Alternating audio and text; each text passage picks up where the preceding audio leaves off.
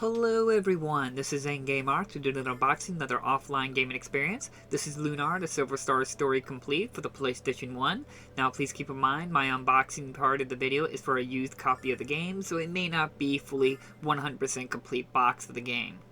Now this is the first time I've ever played the Lunar series or any of the games, and I've had the first and second one complete boxes for a while, and I just been wanting to play it for a while. And since I took up a little hiatus and playing PlayStation 4 games, I thought this was a perfect opportunity to sit down and play a Lunar game. Now, if you don't know, Lunar is not originally first on PlayStation 1. It originally came out on Sega CD. I believe the Sega CD. Then there was a Sega Saturn, which I think is for the second one. And then there was another kind of remaster or like a remake for the game made for the PSP. I don't know if the second one got a remake for the PSP, but at least the game was able to continue iterations. Now, playing the PS1 version here, it comes with a slew of little upgrades that the Sega CD version didn't have. Like this one has a lot of animated cutscenes and so forth, and some of the assets and so forth has been upgraded and prettified and so forth. Now, I've never played the original. This is the first time I ever played a Lunar game. Now, going into it, it's your typical name JRPG, or as I like to call them, an anime RPG. Now, the game has a generic kind of basic story. You play as Alex. You are a fan of a particular character named Dyne. He is the Dragon Master, and he passed away, and you've read about all of his adventures and stories and so forth, and you wanted to go on an adventure yourself. Well, certain circumstances take place, and then your friend Rumus decides to go onto a cave to go find a dragon diamond, and certain events take place, and you're able to start your quest to become the next Dragon Master. And your best friend and close colleague, Luna, is with you as well. As a quick summary of the story, the plot will thicken and get more deeper and richer as you go on, but a lot of it will lead to spoilers. But magic, emperor, bad things happen, your typical love story and get involved between the two main characters. It's your typical JRPG. If you've played any of the original ones, this is anything new. You got evil overlord, who want to bring the world into darkness, then you are the hero of light and you come and save the world. So on and so forth. But gameplay-wise, the game is a bit of a grindy, kind of typical JRPG of its time. You do got to do grinding and level up and so forth, but I did like some of the mechanics in the game. I like how it's kind of like a grid system, kind of free-roaming areas instead of like a typical static position. You can actually move the characters around the battlefield, and you can even just decide where you want them to start out in the battle. And I like how that the game allows an AI controlled or a quick access to commands. So like if you want a computer just to control your character to do your commands, or you can set a kind of a tactics where you can just set them to just immediately do one attack. I kind of recommend that. Set the first tactics for all attack. That way it saves you a lot of time than having to manually press everyone. But I don't really recommend letting AI ever control your character, because they'll waste a lot of resources and use a lot of the special powers that are really not necessary. But overall, the gaming experience was your typical JRPG experience, which is not necessarily a bad thing. Just because it's simple or generic or something like that doesn't necessarily make something bad. It's not fair to be too harsh on this game because of when the time it came out, and it's still really well done for its time point.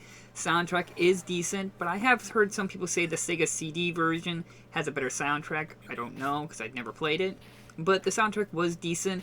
Voice acting is a hit and miss here. Sometimes it's a little grindy, and little English voice acting is not the best, but it was decent, and I try not to be too hard on that kind of subject. But overall, it was still smooth and fun to play. All the main characters in the game, even the characters you don't see in the video, all were very well done. The voice acting, the character dialogue and exchange and so forth, the translation and everything was all done very well.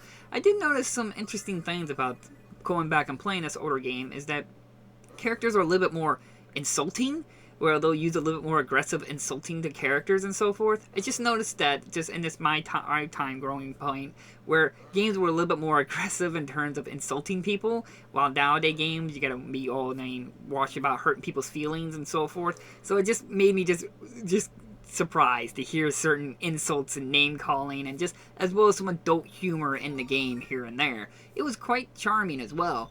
But also, I did notice that this game doesn't have as strong as the MOAD or fan services nowadays games, which I honestly thought that was a bit of a relief and surprise, as it just we play so many of these kind of anime RPGs and JRPGs that they're inundated with the whole MOID or fan service and so forth, it was nice to play an anime RPG that wasn't inundated with it. I'm not saying there isn't any fan service or little hints here and there, but it's not like every 5 seconds you're coming across a panty shot or something like that. You know what I mean. Not to say there's anything bad with it, I'm just saying that I think I like myself as a man of culture. I like to appreciate some of the simpler designs, but overall, I actually had a lot of fun time playing this game.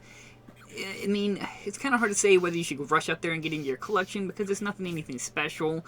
It's still a fun game. I kind of would like to see maybe another remaster, a remake, or however you want to look at it, reimagine, that they did for PSP, for next-gen consoles or so forth. I think the game is worthy of that. And oftenly, people think about like backwards compatibility. These are the kinds of games that makes me feel that bad that they will eventually vanish or die out because of lack of backwards compatibility. It's not just about wanting to play last generation games and so forth, or the big popular ones.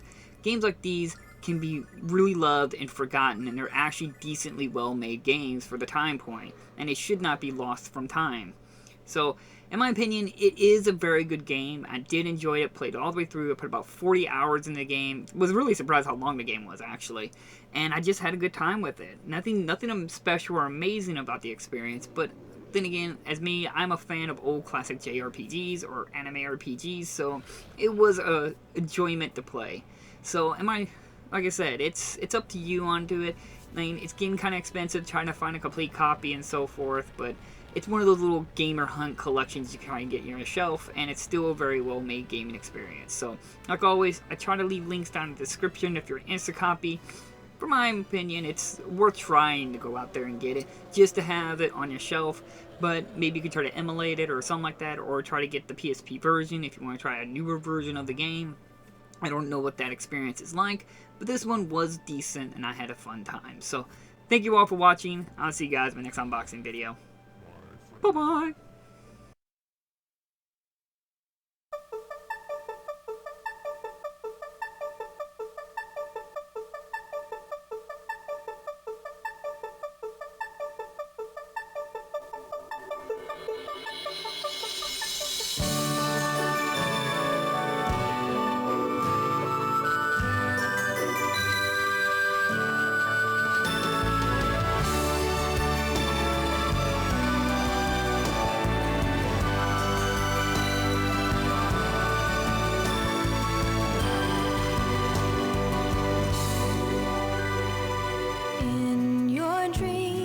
Magical thoughts, all things are real unless you dream they're not.